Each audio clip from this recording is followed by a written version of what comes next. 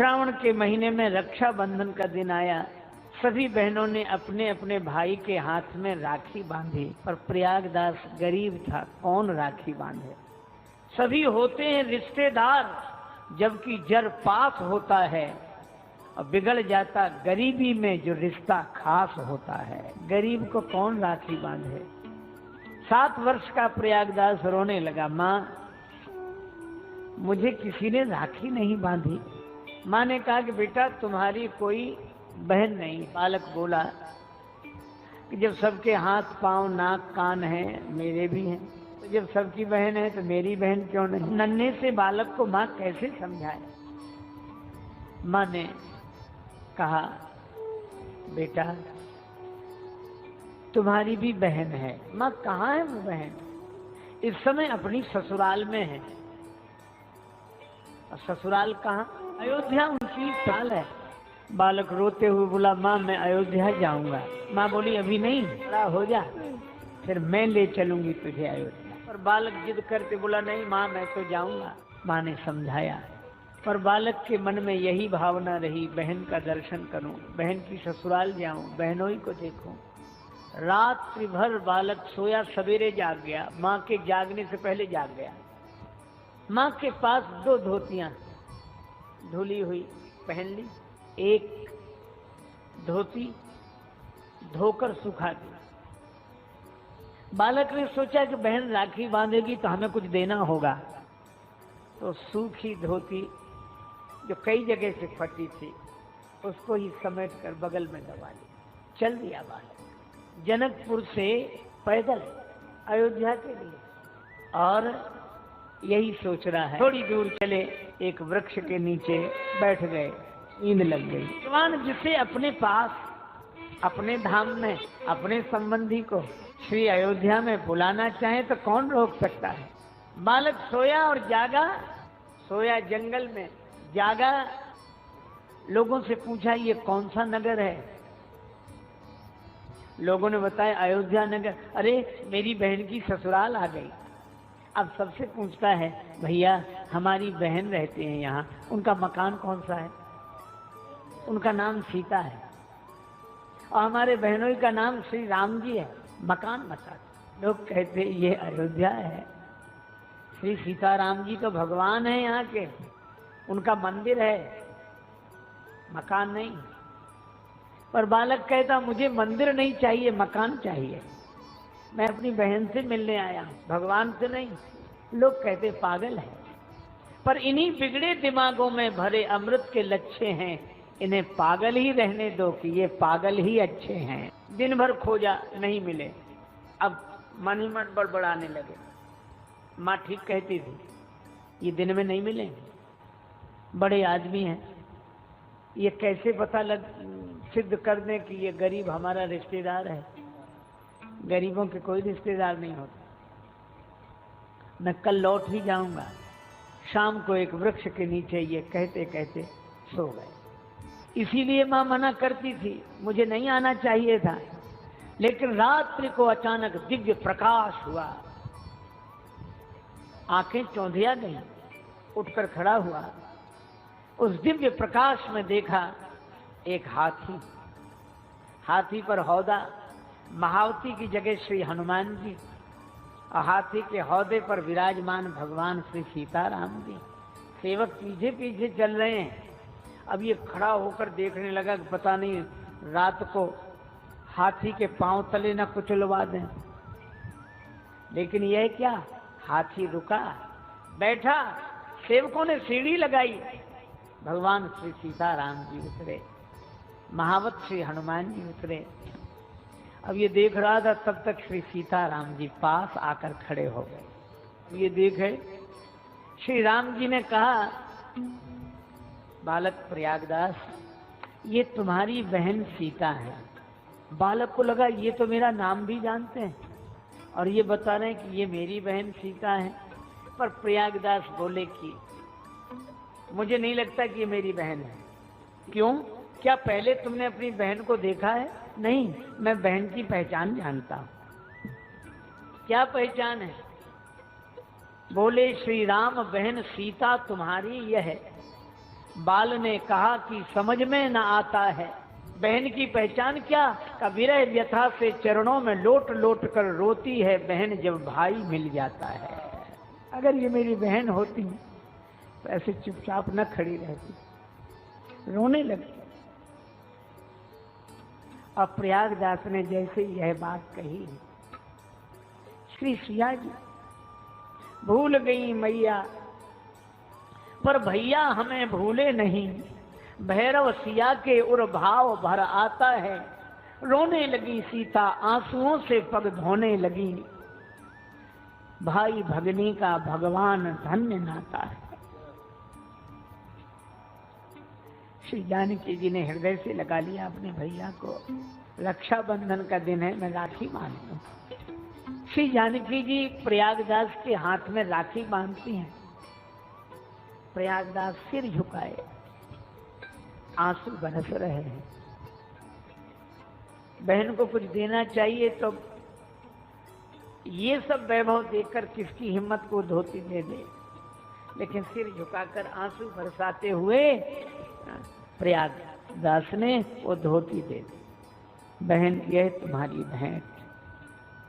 श्री जानकी जी ने अपने आंसू पहुंचते हुए कहा, भैया मेरी मैया के पास 2 ही धोतियां हैं, एक तुम ले आए तो उसके पास एक ही धोती होगी, ये माँ को देना और माँ से कहना कि उनके आशीर्वाद से मैं खूब आनंद में हूँ, खूब बढ़िया हूँ। प्रयागदास रोते रहे। श्री जानकी जी भैया को देखकर आंसू बहाती रहीं। थोड़ी ही देर में ये दृश्य अदृश्य हो गया। प्रयागदास रात भर रोते रहे, नींद नहीं आई। सवेरे एक महात्मा वशिष्ठ कुंड से ऊपर रहते थे, वो आए। उन्होंने जो प्रयागदास को देखा समझ गए कि इसे कृपा प्राप्त हुई है, अपने आश्रम पर ले आए। दोपहर को 2 देवियां आई स्वर्ण थाल में भोजन लेकर।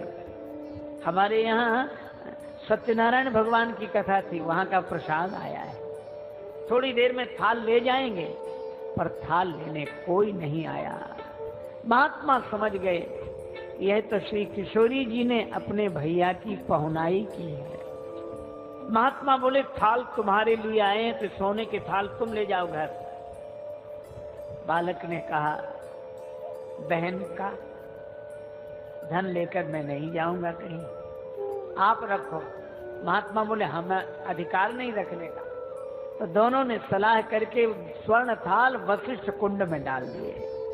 प्रयागदास दूसरे दिन ही लौट आए। माँ का रो रो कर बुरा हाल था। श्री किशोरी जी, आपने मेरी वाणी की लाज रख ली। प्रयागदास कह रहे थे, माँ बहन ने राखी बांधी, बहुत प्रेम किया, लेकिन एक बात तो है माँ, पायन में पन ही नहीं थे। इधर हमारे पांव में जूते नहीं, पायन में पन ही नहीं थे। उत भूषण की तन पे छवि छाजी, वहां आभूषण ही आभूषण। और जाए विनीत लिखी धरनी तेई की भगनी गजराज विराजी। बहन हाथी पर बैठकर आई, मैं धरती पर पैदल घूम रहा। मान की बात नहीं मन में, चित में एक चोट लगी मोहे मांझी। अब बात कहीं बहनी दुई चार, तो बोले नहीं बहनोई मिजाजी। बहन तो कुछ बोली, बातचीत करती रही, पर बहनोई मुस्कुराते रहे, बोले नहीं। माँ आंखों में आंसू भर कर कहती, श्री किशोरी जी आपकी बड़ी कृपा। अब तो प्रयागदास का मन बार बार होता, बहन के यहाँ जाऊंगा। जनक किशोरी मोरी भेल थिन बहिनिया हे, मिथिला के नाथे राम जी पहुनवा भिल थिन मोरे, मिथिला के नाथे। 15 वर्ष के हुए तब पता लगा वो तो भगवान है। अब और व्याकुल हूं कि मैं एक बार अयोध्या जाऊंगा। माँ कहती, अभी नहीं, अभी नहीं। कुछ दिन बाद माँ अस्वस्थ हुई तो भी छटपटाते रहे श्री अवध जाने के लिए। जब माँ का शरीर शांत हो गया, भोज भंडारा किया, अब कोई बचा नहीं, अकेले ही अयोध्या जाने की हठ ठान ली। चल दिए। अयोध्या में आए, एक स्थान पर दीक्षा ली, संत के शिष्य हुए, नाम हो गया महात्मा प्रयागदास। श्री किशोरी जी को अपना भाव से बहन मानते, तो सभी लोग कहने लगे मामा प्रयागदास, मामा प्रयागदास, और हमेशा माला लेकर सीताराम सीताराम सीताराम सीताराम करते भगवान की कथा सुनते। एक बार कथा में सुन लिया कि श्री राम जी वन को चले गए और श्री जानकी जी गई और श्री लक्ष्मण जी गए। बस अब बड़बड़ाने लगे, बहुत दुखी। बताओ झगड़ा किस घर में नहीं होता है, ये क्यों चले गए वन में, इन्हें अयोध्या में रहना चाहिए था। अरे हमसे तो पूछते। और बहन भी चली गई। अब जो भी मिलता उससे कहते भैया कुछ पैसा दे दो। पैसा क्या बताएं, मैंने तो आज तक मांगा नहीं। पर वो चले गए वन में, वहां उनकी सुख सुविधा का इंतजाम करना पड़ेगा कि नहीं। लोग प्रसन्न होकर देते। 3 पलंग बनवाए, 3 जोड़े जूते, 3 जोड़े गद्दा रजाई। व्यास जी से कहा कि कहां तक गए भगवान अभी, का चित्रकूट में। 3 जोड़े ये पलंग अपने सिर पर रखे, सामान सिर पर रखे, पैदल पैदल चित्रकूट गए। यह है प्रेमियों की भाव दशा। श्री मंदाकिनी जी के किनारे सारा सामान रख दिया और कहने लगे निकल आओ बाहर, बाहर निकल आओ। हम तुमसे नाराज तो बहुत हैं, लेकिन अब नहीं लड़ेंगे, झगड़ा नहीं करेंगे, निकल आओ। और कोई निकले ही नहीं बाहर। तो मंदाकिनी पार करके स्वयं वन में प्रवेश कर गए। और इधर उधर राम जी को दया लगी, ये पता नहीं कहाँ कहाँ भटकेंगे। तो श्री सीताराम लक्ष्मण प्रकट हो गए, प्रणाम किया और आंसू बहाते बोले ये महल क्यों छोड़कर आ गए, झगड़ा किस घर में नहीं होता। अब मैं ये जूते लाए हूँ, जूते पहनो, पलंग पर बैठो। भगवान बोले हमारा नियम है, ये सब नहीं करते। तो व्यंग करते हुए बोले पलंग पे न बैठेंगे न पहनेंगे जूते, बड़े व्रतधारी के बेटा बने। रोने लगे। श्री जानकी जी ने कहा कि प्रभु यह महात्मा दुखी होंगे, आप इन्हें अपने साकेत का दृश्य दिखा दें।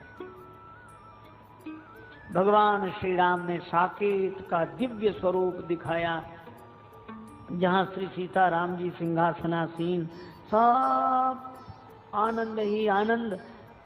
ये देखकर बोले अरे वाह तुम्हारे तो बड़े ठाठ हैं, लोगों को पागल बना रखा है। भगवान मुस्कुराए, बोले ये देखकर मुझे लगा तो अच्छा, लेकिन एक बात बताओ, मैंने कभी मांगा नहीं किसी से कुछ और तुम्हारे कारण मांगना पड़ा, इस कलंक से कैसे बचें, ये पलंग का उपयोग करो। भगवान बोले अब हम नहीं, आप करो। प्रणाम करके आ गए, एक जोड़ा जूता पहन लिया, पलंग सिर पर रख लिया, गद्दा तक एक पलंग, और पैदल पैदल चित्रकूट से फिर चले। माघ मिला तो प्रयाग से बाहर ही प्रयागदास एक नीम के वृक्ष के नीचे अपनी खाट बिछाई, आराम से सो गए। किसी ने कहा कि बाबा मेले में चलो। अब मेले में जाकर क्या करेंगे, नहीं नहीं, मेले में संतों का दर्शन करना। प्रयागदास जी बोले मतवादी हैं, वहां इकट्ठे जाके करें क्या मेलों में, और प्रयागदास श्री राम को लेकर पड़े रहेंगे ढेलों में। किसी ने कहा ढेलों में पड़े हो, ये ठाट वाट तो देखो, आप संत हो, पलंग पर सो रहे हो और जूते और गद्दा और रजाई और तकिया और क्या क्या। कहने लगे चुप रहो, हम संत नहीं हैं। अच्छा संत नहीं हो तो फिर क्या हो? तो कहने लगे नीम के नीचे खाट बिछी है और खाट के नीचे करवा, जल का पात्र मिट्टी का, नीम के नीचे खाट बिछी है, खाट के नीचे करवा, और प्रागदास अलमस्ता सोवे राम लला को सरवा। हम राम जी के साले हैं। पूरब की बोली में साले को सार बोलते हैं। तो किसी ने कहा कि आपको और कोई रिश्ता नहीं मिला, राम जी के सखा हो जाते, सेवक हो जाते, दास हो जाते, आप तो राम जी के सार हो। प्रयागदास जी मुस्कुरा कर बोले कि हम तो राम जी के सार हैं, पर राम जी तो पूरे संसार के सार हैं, है ना। पूरे संसार के सार हैं राम जी, या पूरे संसार में राम नाम एक सार, और हमारी संसर को करे हम सारहू के सार।